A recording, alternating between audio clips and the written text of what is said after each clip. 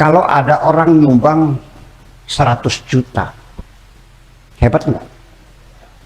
Tapi yang nyumbang raja hutan yang punya HGU di hutan 1 juta hektar, besar nggak pahalanya?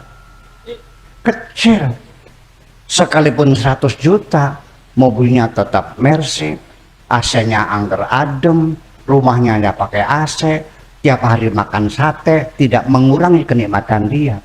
Tapi Bitarmi yang nyumbang 100 juta, setiap hari beli ikan aslinya 1, dipotong 2 supaya bisa nyumbang. Ya, esok mangan endase, sore mangan buntute. Iya, dengan perlawanan semacam itu satu perhatikan. Nah, dari situlah nanti mesti diwaspadai bahwa semakin besar rezeki kita, sedekah kita mesti semakin besar. Betul enggak? Rezekinya berkurang, ya sedekah kita dikurangi. Rezeki nambah lagi, dia ditambah lagi. Sekarang andaikan orang itu rezekinya sehari 100.000, dia sisakan 10% dari 100.000 berapa? 10.000 sedekah buat madrasah. Oke. Rezeki dia naik 1 juta, berapa dia nyumbang? 100. Makin berat, matanya melotot, 100.000. Ya kan begitu. Kalau rezeki dia 100 juta, berapa dia nyumbang?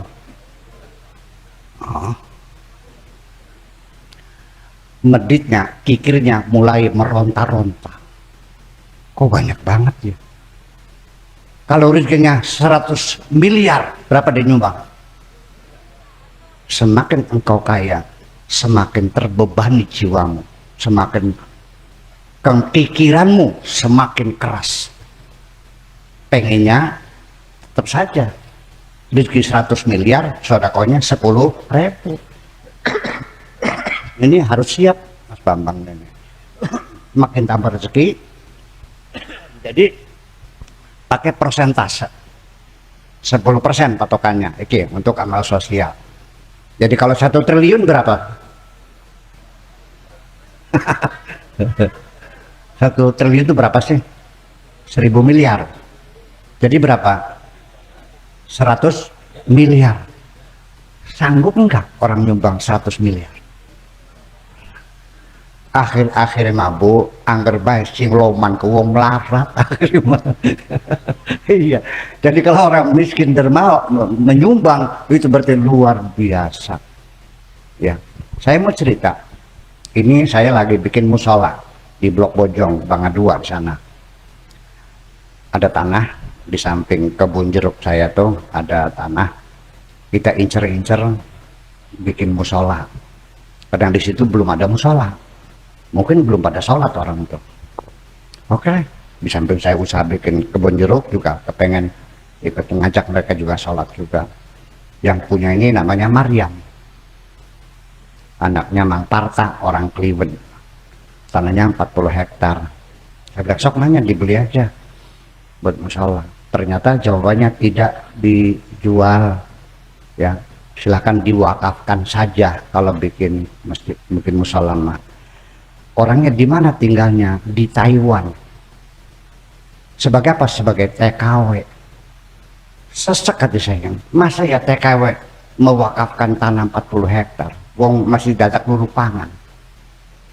Itu persoalan. Kok bisa?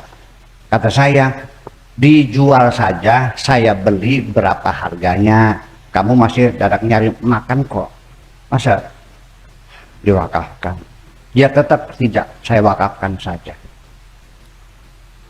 Artinya di tengah-tengah pandemi corona ya, masih ada orang dermawan semacam itu. Nah, kalau ini namanya bukan orang sedekah biasa. Itu namanya sudah al-ithar, namanya al-ithar. Memberikan lebih daripada yang dimilikinya. Ya, jadi orang yang hebat itu adalah ketika dia memberi di atas kemampuannya, maka perlu dadak utang nggak apa-apa. Tetapi ketika dia mengambil haknya lebih sedikit dari haknya, itu yang orang hebat. umpamanya kita lagi makan, ini 4 orang nih, ada 4 potong ikan. Orang yang baik ngambilnya sepotong saja, jangan ngambil satu. Logika, 4 orang, ikannya 4, berarti 1 orang 1, diambilnya separuh untuk nalangi barangkali ada orang yang mau urung. Iya kan? Uang dia 100.000, ada orang butuh 150, ya 100 dikasihkan, tidak ada utang di atas kemampuannya. Itu orang yang hebat. Jadi artinya sodako itu akhirnya apa, yang hebat itu adalah sesuatu yang masih dia senangi, yang masih dia butuhi. Lan tanalul birra hatta tunfiqu mimma tuhibbun. Kamu tidak akan mendapatkan kebaikan kecuali engkau nafkahkan sesuatu yang kamu cintai. Ini baju saya, Kang Kaci. Mau kita kelampinan ya, iya, ngasih orang. Nah sekarang kita ini ada orang yang dermawan, baju-baju bekas yang sudah lama punya anak bini tuh dikumpulin, dibagi-bagikan tetangga. Sedekah bukan? Bukan. Itu namanya buang sampah. Sesuatu yang kita berikan karena kita tidak membutuhkan, itu bukan sedekah. Namanya buang sampah. Untung saja tetangganya tidak tersinggung. Tetangga dikasih baju bekas, ngecek sudah ya, langsung coba melarat kan, tersinggung. Nah itu, jadi kalau buang barang bekas mah jangan dihitung sodako lagi lah, buang sampah saja sudah berharap. Nah jadi artinya nanti dalam sodako sendiri itu coba kita patok pada Pak Bambang 10% dari penghasilan saya untuk masyarakat sekitar kita. Benar. Karena kata Al-Quran, kata Allah mengatakan bahwa setiap kita diberi rizki oleh Allah, itu bukan seluruhnya buat kamu, tetapi ada sebagian titipan dari Allah untuk masyarakat sekitarmu, orang-orang miskin, orang-orang menderita, tukang minta-minta. Makanya firman Tuhan mengatakan, wa fi amwalihim haqqul lisaili wal mahrum. Di dalam harta mereka ada titipannya untuk orang-orang miskin dan orang-orang yang menderita.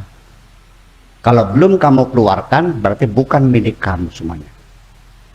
Minimal ini nih, kewajiban yang ditetapkan oleh Allah namanya zakat.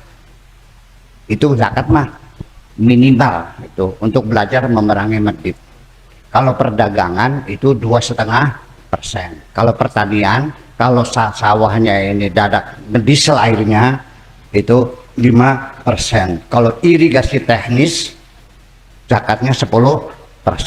Itu mah selesai. Nah infak ini adalah 10% dari uang zakat itu. Jadi kalau infak mah, sedekah mah itu kebaikan kita, tapi kalau zakat kewajiban kita. Oke. Kewajiban kita, haknya orang miskin.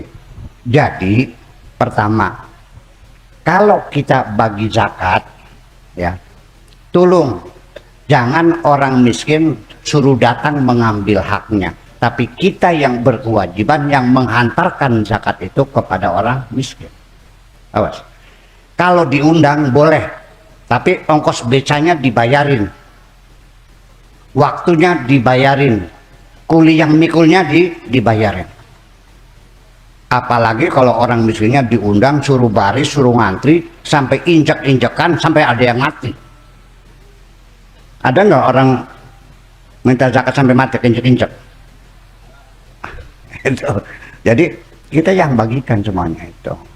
Nah setelah itu baru kita 10% kita dicatat, ya Allah saya berjanji berapapun saya dapat harganya tetap 10% tidak bisa ditawar-tawar. Artinya kalau Pak Bambang dapat rezekinya 100 miliar, berapa? 10 miliar. Harus siap itu, niat begitu. Ini godaan-godaan semacam itu. Walhasil bahwa nantinya orang yang bagi-bagi duit, yang sodako, itu artinya orang itu berbagi kebahagiaan.